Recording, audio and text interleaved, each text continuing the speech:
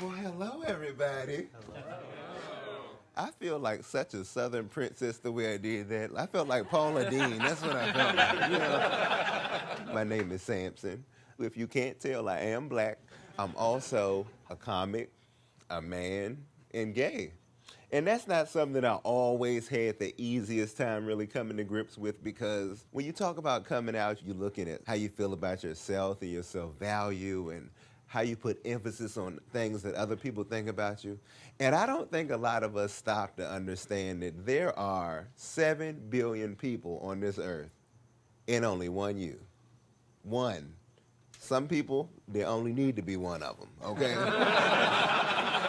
But at the same time, it's really, really wonderful that it's just like one of us.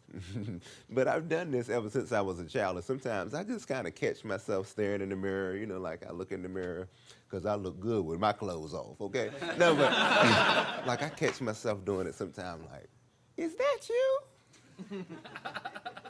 No, for real? That's you?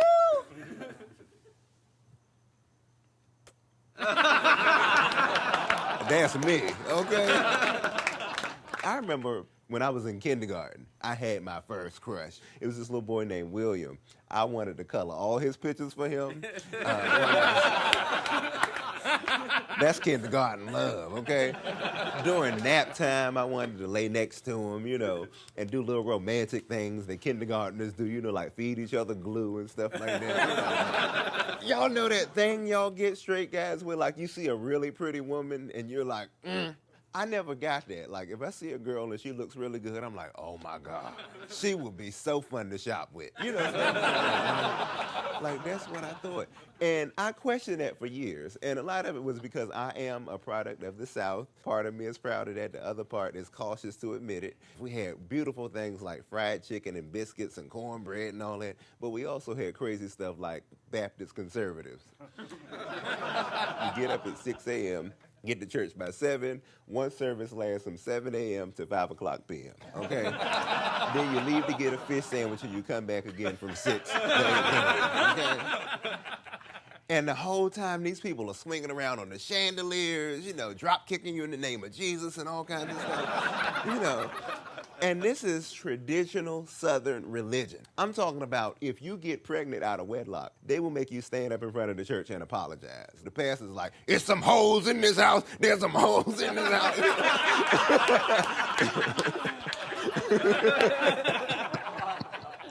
You know, then they kind of call you up, "Come on up here, ho, sit down. You ain't singing on the choir no more." You know. I grew up in that type of church, and they knew I was gay. In the South, that's a big no-no, okay? And so, you know, every Sunday they would bring me up and they would pray for me, you know, like, "We want that homosexual demon to come out, homosexual demon." You know, and I would argue, be like, if y'all kick all the homosexuals out, who's gonna sing in the choir? Like, seriously. I got to go back to North Carolina in a couple weeks, but I got something for their ass when I get back down there, right? I'm going to go to the church service. I'm not going to argue with them. I'm just go up and get some prayer, right? You know, they're going to bring me up. "We want that homosexual demon to come out. Come out, homosexual demon." I'm be like, "Hello." Now, I like to visit my family because of my Aunt Jackie, right? My Aunt Jackie, this is ridiculous, is that relative who's never invited to anything, but she shows up loud, drunk, late. You know, she'll come in, tell everybody's business, start a big fight, make a big plate, and leave. That's my Aunt Jackie. And I think I've only seen this lady sober one time. And that one time I saw her sober, she was on the way to the liquor store, right? I remember her picking up her purse like, "I can't do this without alcohol. I'll be back. Oh, Lord." You know, leaving out the house, right? She's amazing. She's the one who's responsible for everybody in the family knowing who their real daddy is, okay?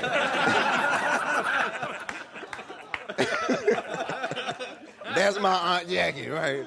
We were 7 years old, right? We would get dropped off over her house. She didn't want to watch it, so she'd be like, "Won't your mama come pick you up? Too bad you don't got no daddy." "I hope you don't look like him."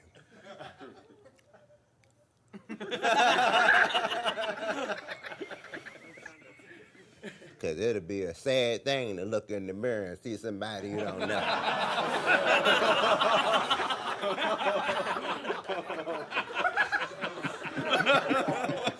That's fucked up.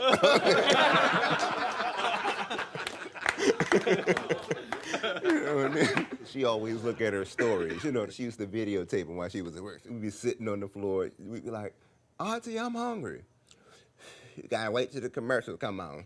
You can pause the fucking tape. Mind your business. And I remember she would make peanut butter and jelly sandwiches, And when the show came back on, she'd just leave a piece of bread, then go back in the living room. I remember one day sitting on the kitchen floor and saying, Auntie, what's hide and go seek? It's the game your daddy played with your mama when she trying to get child support.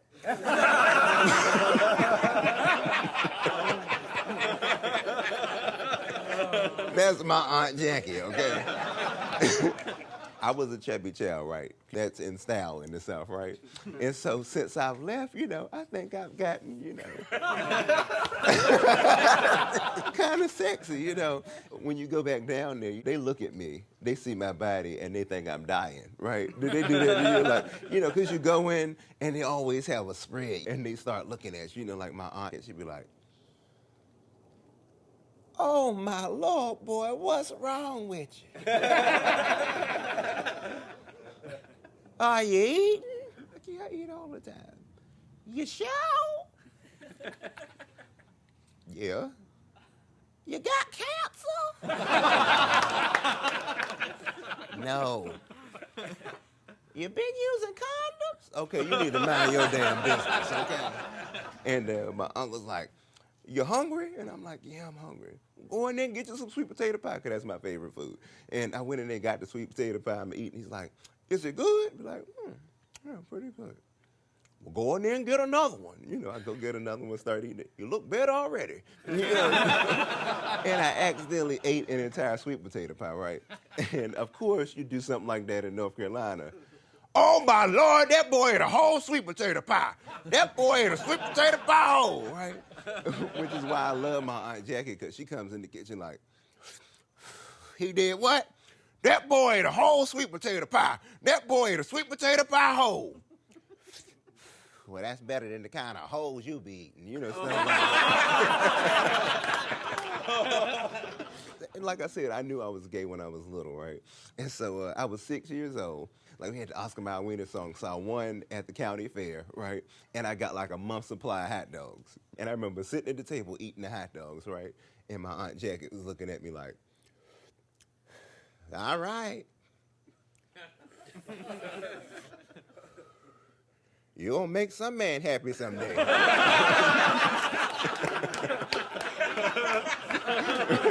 And I'm having a great time, putting the ketchup on there and the mustard, wiping my mouth, and she's like, oh, yeah, you having too much fun with that hot dog, And then my cousins and them would come and be like, you need to leave that boy alone. He is not gay. Like, the boy is a fag, okay?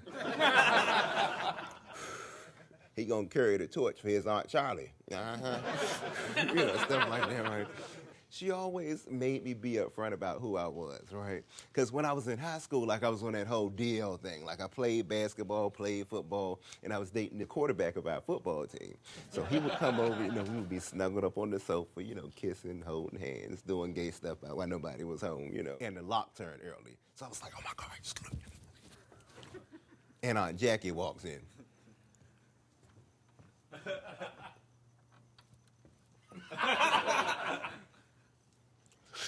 Good evening, ladies. Stuff like that. She's a lot better than my uncle. Like, he used to call me on little things that I did. Boys don't hold their hands like that, And I couldn't do simple stuff around him, like make a bowl of Frosted Flakes, right? Because he would see me with the Frosted Flakes, he'd be like, look at your faggot ass with them Frosted Flakes, stuff like that. And I like to put, like a lot of sugar on my shit, So he'd be like, oh, Lord, don't you got enough sugar in your tank already?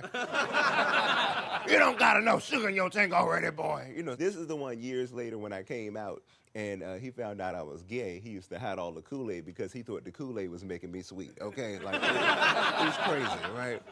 As I got older, we would have arguments, right? Because my best friend is a lesbian, and I always say this everywhere I go, I love lesbians, okay? I keep one around because you never know when the car might break down or some shit like that, okay? But he'll mess with her, and she's a really cute butch girl, so I bring her over and he'll be like, oh yeah, I'ma fuck her. I'm like, no, you're not. She likes women, you're gonna be quiet, leave her alone. She needs some dick, that's what she needs. She does not need any dick, okay? She got 2 or 3 of those in her purse. You need to leave her alone. So then we'll get into these big arguments, like, I'm gonna tell you what her problem is. Her problem is that she's had a lot of messed up relationships with men. So she think that by becoming a lesbian, that's gonna solve all her problems. And that's a bunch of bull. And I'm gonna tell you why. Because I am a gay man, and I've had plenty of messed up relationships with men. None of that ever turned me into a lesbian, okay? I'm so happy Michael Sam just got drafted by the St. Louis Rams. I think that is amazing. I watch Fox News, and now that I can understand it as an adult, I think those people are crazy. Because these people are like completely against the liberal agenda. When I say liberal agenda, I mean basic shit, okay? Like women having vaginas, black people being free, that type of shit, Like they went crazy over the kiss. You remember he kissed his boyfriend? Now, personally, if it was me, I'd have used some tongue, okay? But I turned to it, and they're having this conservative roundtable. And they're like, this is leading to the collapse of our society. I was like, really? Now we got gay football players. I was looking at the news one day and I saw a man down at a pride parade wearing a sundress.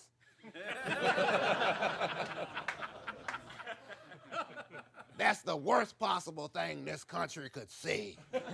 That's the worst possible thing this country could see? An unstable economy, never-ending wars, high unemployment, high gas prices, homelessness, kids get killed on the street, police brutality, a corrupt government, doctors waste money that we should be using on helping find cures for cancer and HIV, on helping people get bigger titties, dicks, and asses, I think it's kind of refreshing to see something as simple as a man in a sundress, okay? Like, seriously, like, especially if he put it with a matching pair of pumps, okay? And then, like, the color of the dress go well with his skin tone. Like, come on now, what is there to be mad at? Seriously.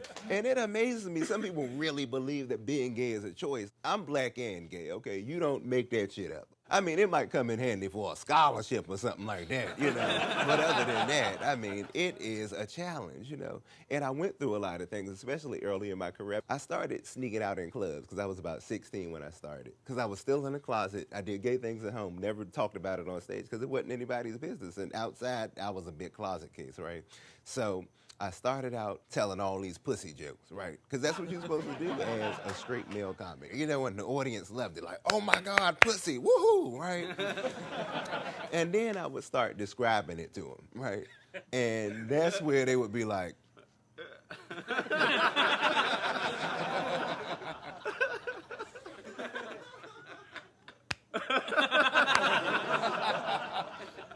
I don't think we do it like that. So as the time progressed, I guess about 2 or 3 years after that, I decided I wanted to come out the closet, right? Because up until then, I had been a gay-friendly straight comedian, right? I didn't know what to do, so I said, okay, I am going to start going to gay clubs performing. So I got booked for this Pride showcase, right? If you don't know anything about gay, okay, you go from closet to Pride parade, that will fuck you up, okay? I'm talking about a big pride like San Francisco Pride or New York Pride where men are walking on dog leashes and stuff, okay? And I'm like, I don't got to do that, do I? Stuff like that, right? And I get outside the club and there are drag queens and, men in jock straps and pink poodles and lesbians wrestling in Jell-O and drag queens and all this stuff. And that's just at the front door of the club, okay? So I'm scared to go in there, but I go in. And the music is playing, and the boys up on the bar dancing, shaking in my face and everything. And I'm like, wow, okay. And I tip upstairs, go in the green room, and I start writing my jokes to tell these gay people, right? So a few minutes pass by, and this big drag queen walks in. She stops and she peeps in the door. She's like, hello. Like, hello. Woo! And runs out of the room, right? And I can hear her down the hall like, who put that ugly little boy in my room? You know, stuff like that. Right? And then some more minutes pass, she's like, excuse that outburst. And I decide I am going to have a conversation with this drag queen, right? So I'm like, oh my God, I love drag queens. I think y'all are amazing. I watched Tu Wong Fu, and by this time she's pissed off. She's like, I know this bitch did not just compare me to Wesley Snipes.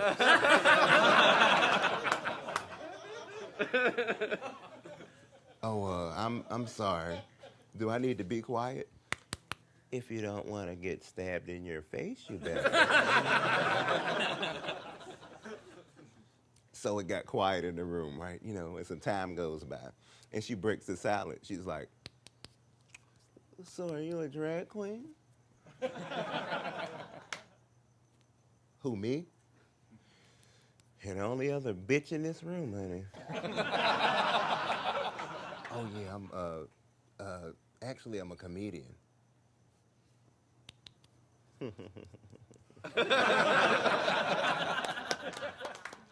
That's funny. Well, tell me a joke.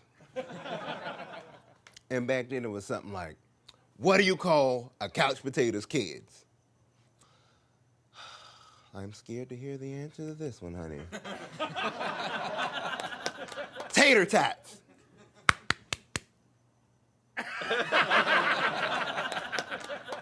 And that's a joke? Yeah, I tell that joke all the time. That's too bad. And you're gonna tell that joke here? Yeah. Well, you won't be coming back again. So then a few minutes goes by, right? And I'm sitting there, she breaks the silence again. She's like, well, are you gay or are you straight? Oh, I'm straight. If you'd have told that joke first, I'd have laughed.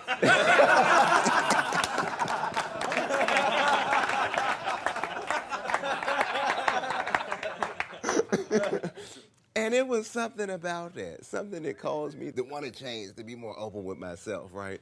And so I started calling people, right? Aunt Jackie is one of those relatives who you kind of always secretly wish they were your mama, right?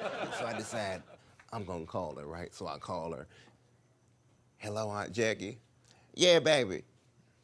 I don't know how to tell you this, but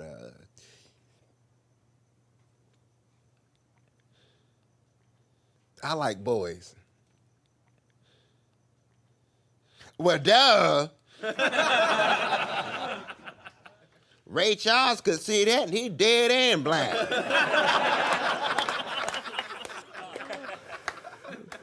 Can't believe you interrupted me to call and tell me something I thought you knew. I been knew you was gay. I was there when you was born. There was a feather bow on the umbilical cord. I know you gay. As a matter of fact, I'm getting sugar diabetes just talking to you on the telephone. But I'm going to tell you something. If you're going to be gay, you be the best goddamn gay you can possibly be. You hear me? Faggot, I know you hear me talking to you.